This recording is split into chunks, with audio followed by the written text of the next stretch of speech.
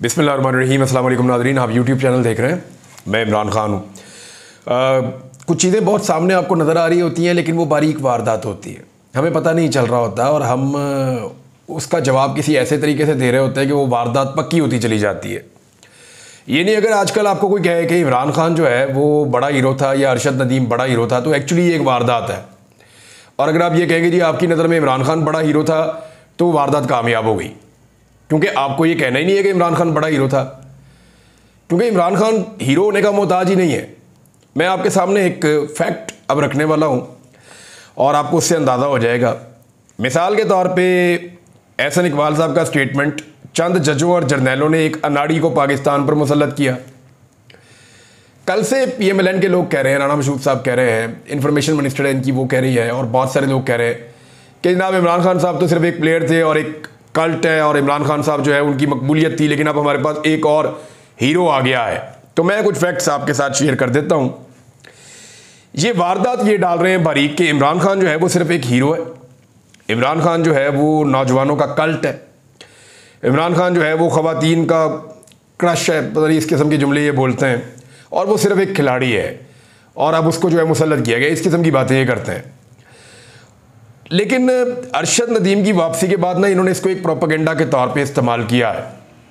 यानी वारदात ये डाली गई कि कुछ भी करके एक ऐसा माहौल क्रिएट करेंगे, एक तरफ अरशद को खड़ा कर दें और दूसरी तरफ इमरान खान को खड़ा कर दें, और इस प्रोपेगेंडे के सिलसिले को इन्होंने तेज़ कर दिया था। अच्छा, इसमें हमारे कुछ सहाफ़ी भी शामिल हो जाते हैं, दानिश्वर शामिल हो जाते हैं। यानी मिसाल के तौर पे एक सवाल हर प्लेयर से जो जीत कर आता है या कामयाब होकर आता है, तो उससे एक सवाल पूछवाया जाता है कि ये सवाल ज़रूर पूछना है। तो वो सवाल पूछा जाता है, जनाब आप भी सियासत में आएंगे या क्या आप अपनी सियासी जमात बनाएंगे। एक्चुअली वो सवाल उस सहाफ़ी से नहीं पूछा जा रहा होता, वो इमरान खान की तज़लील करने की कोशिश की जा रही होती है। इसके दो पहलू हैं, मैं सारे हक़ाइक़ अभी आपके सामने रखता हूँ। एक तो ये है कि इमरान खान तो अपनी ज़िंदगी में देखें कभी जीता कभी हारा, ऐसे ही हुआ ना। इमरान खान साहब बहुत सारे मैचेस हारे भी हैं, बहुत सारे मैचेस जीते भी हैं। इमरान खान साहब जो है वर्ल्ड कप हारे भी हैं, इमरान खान साहब वर्ल्ड कप जीते भी हैं। लेकिन हमारे यहाँ पे ऐसे प्लेयर्स भी रहे हैं जो हमेशा जीते ही हैं। जहांगीर खान, जानशेर खान, पूरी दुनिया के अंदर लोग मानते हैं कि उनके जैसा स्क्वाश का कोई प्लेयर नहीं था। स्क्वाश में उन्होंने पूरी दुनिया को फतह किया था, कोई उन्हें हरा नहीं पा रहा था, इतने तगड़े प्लेयर थे, कभी हारे ही नहीं, हमेशा जीते हैं। लेकिन आज कहाँ हैं? क्या आप में से कोई जानता है कि जहांगीर खान कहाँ रहते हैं, क्या कारोबार करते हैं? या क्या आप में से कोई जानता है कि जानशेर खान कहाँ हैं और क्या काम करते हैं, या किधर मौजूद हैं, या इस वक्त उनका क्या स्टेटस है? और बहुत सारे प्लेयर हैं। पाकिस्तान क्या कोई पहली दफ़ा ये मेडल जीत कर आया? पाकिस्तान ने बार बार मेडल जीते हैं, मुख्तलिफ गेम्स के अंदर जीते हैं, ओलंपिक में भी फतह हासिल की है। तो क्या आपको याद है कि आखिरी मरतबा ओलंपिक में कौन जीता था, या किसको मेडल मिला था, किस पाकिस्तानी को मिला था? आपको क्यों नहीं याद? वो तो पाकिस्तान का हीरो, आप कैसे उसे भूल सकते हैं? जरा अपने ज़हन पे जोर देना, आप सोचें कौन था जो लास्ट टाइम मेडल लेकर आया था। आपको नाम भी याद नहीं होगा, इलाका भी याद नहीं होगा। तो अगर आपको वो याद नहीं है तो आपको इमरान खान कैसे याद है? कभी ये सोचा आपने? यानी बहुत सारे प्लेयर ना, पाकिस्तान वर्ल्ड कप क्रिकेट का 2 मरतबा जीता है। एक मरतबा 92 में जीता, एक मरतबा 2009 में जीता। यूनुस खान लेकर आए थे, बड़े नामवर प्लेयर थे उसके अंदर। उस टीम में तो प्लेयर ही बहुत बड़े बड़े थे, बड़े नामवर प्लेयर्स थे, अभी भी बड़े रेलिवेंट हैं वो सारे प्लेयर्स। तो 2009 के वर्ल्ड कप के बाद तो सारी यूथ को उन प्लेयर्स के पीछे होना चाहिए था। ये फिर इमरान खान के पीछे क्यों चलते हैं, या इमरान खान का नाम क्यों लेते हैं? मैं आपके सामने एक और चीज़ रखता हूँ। इमरान खान ने वर्ल्ड कप जीता था 92 में। अगर किसी बच्चे को क्रिकेट की समझ है और वो टीवी पे बैठ के क्रिकेट देख रहा है, 92 में एंटीना होता था ऐसे घुमाने वाला, सारे घरों में टेलीविजन भी नहीं होता था, और एंटीना सेट करके तो टीवी का मैच लगता था। तो उस दौर में जिन बच्चों ने इमरान खान को देखा, उनकी उम्र कम से कम 10-12 साल तो होनी चाहिए ना। यानी जो बच्चे 82 में पैदा हुए थे, तो आज उनकी उम्र कम से कम भी कोई 42 साल 44 साल इतनी उम्र होनी चाहिए। लेकिन इमरान खान को फॉलो करने वाले ज्यादातर लोग यंग हैं बिल्कुल। यानी इमरान खान के ज्यादातर फॉलोअर्स वो हैं जो पैदा ही 92 के वर्ल्ड कप के बाद हुए। उन्होंने इमरान खान को कभी खेलते हुए देखा ही नहीं। उन्हें पता ही नहीं कि इमरान खान साहब किस तरह के प्लेयर थे और कैसे खेलते थे, या उन्हें क्रिकेट में दिलचस्पी भी नहीं है। बेशुमार लोग ऐसे हैं, लेकिन फिर वो इमरान खान को फॉलो क्यों करते हैं, क्या वजह है, ये आपको सोचना पड़ेगा ना। देखें, बहुत ही यंग लोग हैं। आप स्कूल में चले जाएं, अभी आप पहली जमात से लेके 5वीं जमात तक के बच्चों की क्लास में जाएं और जोर से बोले कौन बचाएगा पाकिस्तान, आपको जवाब मिल जाएगा। इमरान खान जो है वो एक लीडर है। हीरोज बहुत सारे हैं, खिलाड़ी बहुत सारे हैं, ऐसे प्लेयर्स हैं दुनिया में जो 8-8, 10-10 मेडल जीते हुए हैं। ऐसे प्लेयर्स हैं जो इससे ज्यादा मेडल्स भी जीते हुए हैं। अभी एक लड़की है, उसके गले में 3 या 4 मेडल लटक रहे थे, मैंने देखा, वो 4 मेडल जीती है। हमारे पास भी एक गोल्ड मेडल आया, हमारे पास एक हीरो है, हमें इसको सेलिब्रेट करना है, इसकी खुशियां मनानी है, बहुत अच्छी बात है। हम कोशिश करें अगले साल हम 2 हीरोज और पैदा करें, उससे अगले साल हम 10 हीरोज पैदा करें। होना तो ये चाहिए ना कि हर साल हम आगे बढ़ते जाएं। हीरो बहुत सारे पहले भी आए, बहुत सारे बाद में भी आएंगे इंशाल्लाह, लेकिन एक शख्स है जिसने हीरो से अपने आप को लीडर में कन्वर्ट किया है, जिसने हीरो से लेकर लीडर तक का फासला तय कर दिया। वो एक आदमी है, उसका नाम है जी इमरान खान। तो तवज्जो इमरान खान को इसलिए नहीं मिल रही कि वो क्रिकेट का एक प्लेयर था या वो वर्ल्ड कप जीत कर आया, उसके पीछे रीजंस हैं। इमरान खान की अपनी शख्सियत है, इमरान खान की अपनी कुव्वत इरादा है, इमरान खान की अपने अल्लाह के ऊपर भरोसा है, और लोगों के साथ, अपने मुल्क के साथ इमरान खान साहब की एक कमिटमेंट है, इमरान खान साहब की अपनी काबिलियत है, उनकी ईमानदारी है, और कौम का इमरान खान साहब के ऊपर एक एतमाद है। लेकिन लोगों ने देखे इमरान खान साहब की सियासत के आगाज से लेकर पहले 10-12 साल में तो इमरान खान साहब को एक बड़े लीडर के तौर पर रिकॉग्नाइज नहीं किया। उन्हें तो कामयाब होने में 22 साल लगे हैं, 22 साल। ऐसा नहीं हुआ कि इमरान खान पहले दिन आया और आखिर कामयाब हो गया। आपको याद होगा अच्छी तरह कि जुल्फिकार जी भुट्टो साहब सियासत में आते ही वो डिक्टेटर के साथ मिलते हैं, उनको वजीर खारजा बनाया जाता है, साथ ही वजीर आजम बन जाते हैं थोड़े अरसे में, लंबा टाइम ही नहीं लगा। नवाज शरीफ साहब सियासत में आते हैं, पंजाब में ओहदा मिलता है, वजीर आला बनते हैं, बाद में वजीर आजम बन जाते हैं पाकिस्तान के। अब तक इनका खानदान 40 साल में इक्तदार में ही चल रहा है। सबको जल्दी जल्दी इक्तदार मिला, सबने जर्नैलों के साथ ताल्लुकात बनाए, एस्टेब्लिशमेंट के साथ मिलकर फौरन इक्तदार ले लिया। ये वाहिद आदमी है इमरान खान पाकिस्तान की सियासी तारीख में जिसने 22 साल तक मेहनत की और फिर जाके अपने बलबूते पे वजीर आजम बना। हाँ, कंप्रोमाइज होते हैं, इमरान खान साहब ने भी कंप्रोमाइज किए हैं, कुछ चीज़ों पे किए उन्होंने कंप्रोमाइज, लेकिन 2018 के इलेक्शन से पहले के सारे सर्वे कह रहे थे कि इमरान खान ये इलेक्शन जीत जाएगा, सारे सर्वे कह रहे थे। तो इमरान खान वो इलेक्शन जीत गया। कहीं इमरान खान की जीती हुई सीटें उससे छीनी गई और कहीं कंप्रोमाइज किस्म के लोग इमरान खान के हवाले कर दिए गए, ताकि जब इमरान खान का बाजू मरोड़ना हो आराम से मरोड़ दिया जाए। ये है जी 2018 की कहानी। लेकिन इमरान खान में क्या अलग है जिसकी वजह से आप उसको बाकी हीरोज के साथ रख के नहीं देख सकते? ये जानबूझ के गेम डालते हैं, जानबूझ के बारीक वारदात डालते हैं। मैं इसका पूरा आपको क्लियर कर देता हूं। देखिए, इमरान खान वाहिद लीडर है जो 22 साल के बाद वजीर आजम बना, बाकी सारे जल्दी जल्दी। वो वाहिद आदमी है जो शदीद जख्मी होकर भी बैरून मुल्क कभी इलाज के लिए नहीं गया, पाकिस्तान के अंदर ही अपना इलाज करवाता है।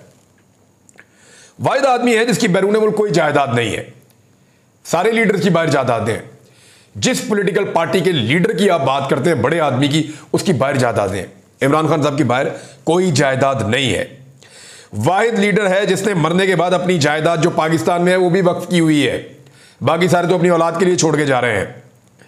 वो वाहिद लीडर है जिसने गोलियां खाई फिर भी अपना कैरेक्टर शो किया, हार नहीं माना, इसी मुल्क में यहीं पे इलाज करवाया, फिर लड़ता रहा। गोलियां खा के फिर अदालतों में आ रहा है, गोलियां खा के जख्मी टांग के साथ जलसे में जा रहा है और लोगों को कह रहा है मुझे सहारा नहीं चाहिए। वाहिद आदमी है, बड़ा मजबूत आदमी है।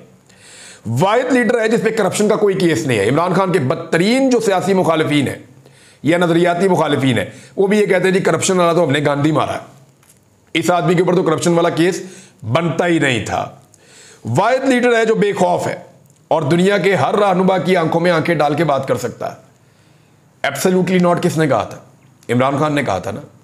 वो सबकी आंखों में आंखें डालकर बात कर सकता है, उसका एतमाद बला का है, मजबूत आदमी है कैरेक्टर का। वाहिद लीडर है जिसने 1 साल से जायद सख्त तरीन जेल काटी है मगर डील नहीं की। सारे डील कर देते हैं, थोड़ी सी जेल काटते हैं, डीलें शुरू कर देते हैं। कभी इससे डील, कभी उससे डील। इमरान खान साहब ने तो डील नहीं की, सिस्टम को थका दिया इमरान खान ने। वाहिद लीडर है जिसने ओवरसीज पाकिस्तानियों को इज्जत दी और उनका हक दिलवाने की बात की। वाहिद लीडर है जिसने अपनी हुकूमतें खुद खत्म की ताकि अवाम के पास जाए और जाकर वोट के जरिए से फैसला करे कि अवाम किसको मुंतखब करना चाहती है। यह वाहिद लीडर है जिसने पंजाब में पहली मरतबा एस्टेब्लिशमेंट को चैलेंज किया। चैलेंज तो बहुत सारों ने किया, लेकिन मुश्किलात कोई पैदा नहीं कर सका। पहली मरतबा ऐसा हुआ कि एस्टेब्लिशमेंट को महसूस हुआ कि वाकई भाई ये बहुत टफ आदमी है, आउट ऑफ द सिलेबस, ये आदमी मुश्किलात पैदा कर सकता है, और उसने की। वाहिद लीडर है जिसने तारीख में पहली मरतबा उसके ऊपर 200 से ज्यादा मुकदमात बनाए गए, वरना एक आधे मुकदमे में लीडर काबू आ जाता है, 2-3 बस खत्म। लीडर जमीन पे, पैरों में, पॉलिश हाथ में, यही होता है। लेकिन 200 से ज्यादा मुकदमात बन गए, ये आदमी काबू नहीं आ रहा। ये वाहिद आदमी है जो गिरफ्तारी और सख्त तरीन हालात में भी बीमार नहीं हुआ। अगर बाकी लीडर्स का आप रिकॉर्ड देखें, कोई 3 महीने में बीमार होता है, कोई 1.5 महीने में बीमार होता है, कोई 15 दिन में बीमार होता है। 1 साल हो गया, इमरान खान के बारे में खबरें आती हैं कि अंदर बीमार हुआ भी तो वो बताता नहीं है। वो अपनी कमजोरी शो ही नहीं करना चाहता कि उसके लोग कमजोर ना पड़ जाए। लीडर भी वाहिद लीडर है जो इस वक्त इस खित्ते में, ये मैं नहीं कह रहा, बहुत सारे और लोग कह रहे हैं, इमरान खान के मुखालिफिन कह रहे हैं कि मकबूलियत की ये मिराज इस खित्ते के अंदर किसी सियासी लीडर को नहीं मिली जो इमरान खान साहब को मिली है। कोरोना में सबने इमरान खान की मुखालफत की, लेकिन ये वाहिद लीडर था जिसने कहा नहीं जी, मैं अपना फार्मूला लेकर आऊंगा स्मार्ट लॉकडाउन का, और उसने जो किया वो आपके सामने, बोल्ड डिसीजंस लेने वाला आदमी है। देखिए, ये प्रोपेगेंडा इमरान खान के बारे में किया क्यों जाता है? ये इसलिए किया जाता है ताकि उसकी शख्सियत इतनी बड़ी हो गई है, ये सारे सियासतदान उसके सामने बोने बन गए, बहुत छोटे छोटे हो गए, तो ये अपने कद को तो बड़ा कर नहीं सकते। तो अब इनका तरीका वारदात ये है कि उसकी टांगे खींचो, उसका कद अपने कद के बराबर लेकर आओ। यानी हर वो आदमी जो इनको लगता है थोड़ा सा ताकतवर हुआ है, ये फौरन चाहते हैं उसकी लड़ाई इमरान खान के साथ हो जाए। General Asim Munir army chief, इनकी दिली ख्वाहिश है कि ये इमरान खान के साथ जंग में लगे ही रहे। DGISI, उनकी पूरी ख्वाहिश है कि इमरान खान के साथ जंग में लगे ही रहे। जो आदमी नून लीग को, पीपल्स पार्टी को अपने से थोड़ा सा भी ताकतवर लगता है ना, या थोड़ा सा भी ज्यादा मकबूल लगता है, जैसे अरशद नदीम है, जैसे कोई भी और हो, शाहिद अफरीदी के बेचारे का क्या करवा दिया इन्होंने। यानी जो आदमी थोड़ा सा भी इनको लगता है ना मकबूल है। अब मैं आपको मिसाल दे देता हूं, वो बेचारा एक फिलासफर है, वो आजकल, वो आपको याद होगा तागूत वाला जुमला, वो इस काम पे लगा दिया। कोई मौलवी इनको अच्छा मिल जाता है, उसको इस काम पे लगा देते हैं। कोई बेचारा जो है वो बच्चों को तालीम देने वाला मिलता है, अच्छा उसकी यूट्यूब के ऊपर व्यूज आ रहे होते हैं, उसको भी इस काम पे लगा देते हैं। यानी जो बंदा इनको अपने से बेहतर मिलता है ना, उसको कहते हैं इमरान खान के गले पड़ जाके, क्योंकि इन्हें इस बात का पता है कि ये इमरान खान के कद को नहीं पहुंच सकते। तो अब इमरान खान का कद छोटा करना पड़ेगा। मुझे बड़ी अच्छी तरह याद है कि ख्वाजा साद रफीक ने एक प्रोग्राम में ये कहा कि देखिए हम तो बहुत बुरे हैं, हम तो बहुत बुरे हैं, लेकिन आप मेरी बात पे यकीन करें, इमरान खान हमारे जैसा ही है। तो मैंने कहा यार आप लोग इस लेवल पे पहुंच गए हैं, आप इस लेवल पे पहुंच गए हैं कि आप अपने आप को अच्छा नहीं कह रहे, आप ये कह रहे हैं हम बहुत बुरे हैं लेकिन हम, इमरान खान हमारे जैसा है। तो अब इनकी कोशिश ये नहीं है कि ये अपने आप को बेहतर करें या अपने आप को सच्चा साबित करें, इन्हें पता है वो नहीं हो सकता। तो अब कोशिश ये कर रहे हैं कि इमरान खान को गलत साबित करके या इमरान खान के कद को छोटा करें, उसको कभी हीरो बता के, कभी खिलाड़ी बता के, वो लीडर बन गया वो। और आपको ऐसा लीडर आप में से कोई भी नहीं है, आप कोई भी उसके टखनों तक नहीं पहुंच पा रहे, बोने बन गए उसके सामने। ये इमरान खान ने किया आपके साथ। नाज़रीन, सुप्रीम कोर्ट के अंदर एक केस लगा हुआ है और कल इसके ऊपर फैसला आएगा। इसकी बड़ी बाज़गश्त है। ये कादी फ़ायद ईसा साहब हैं जो इसको सुनेंगे, और ये मामला है 3 कौमी असम्बली की नशिस्तों का, क्योंकि यहाँ पे काउंटिंग हुई थी। NA 154 लोधरा है, NA 81 गुजरांवाला है और NA 79 गुजरांवाला है। इनके ऊपर कह रहे हैं जी दोबारा गिनती के अपीलों के ऊपर जो है वो अब फैसला करेगा सुप्रीम कोर्ट ऑफ पाकिस्तान। अच्छा, सारे के सारे लोग ये कह रहे हैं कि कादी फ़ायद ईसा साहब ये सीटें PMLN को दे देंगे, सारे के सारे ये कह रहे हैं। तो ये कितना गंदा तासुर है। कादी साहब को इस बारे में सोचना पड़ेगा। उन्हें सोचना चाहिए कि जब भी उनके पास कोई केस जाता है, लोग ऑटोमेटिकली ये क्यों समझना शुरू हो जाते हैं कि केस कुछ भी हो, फैसला नवाज शरीफ के हक में आना है। ऐसा क्या है? यानी लोग ये क्यों समझना शुरू हो जाते हैं कि फैसला कुछ भी हो, केस कुछ भी हो, फैसला इमरान खान के खिलाफ ही आना है क्योंकि कादी साहब की अदालत में गया हुआ है। तो कादी साहब को इसके बारे में सोचना पड़ेगा। आलिया हमजा साहिबा जो बड़ी सख्त जेल काट कर आई, बड़ी लंबी उनकी कुर्बानी है, उनके घर के बाहर बार बार पुलिस आ जाती है, रात भर वहाँ पे पहरा देते हैं, उनकी फैमिली को हरासा किया जा रहा है। और ये सब कुछ हो रहा है पंजाब में, लाहौर में, और ये जुल्म और बर्बरियत जो है वो रुक नहीं रही। तहरीक लब्बैक के दोस्तों ने मुझे आज राब्ता करके बताया कि उनके ऊपर भी क्रैकडाउन हो रहा है, और वो ये कहते हैं लगातार हमारे लोगों को, कारकुनों को हरासा भी किया जा रहा है, गिरफ्तार भी किया जा रहा है।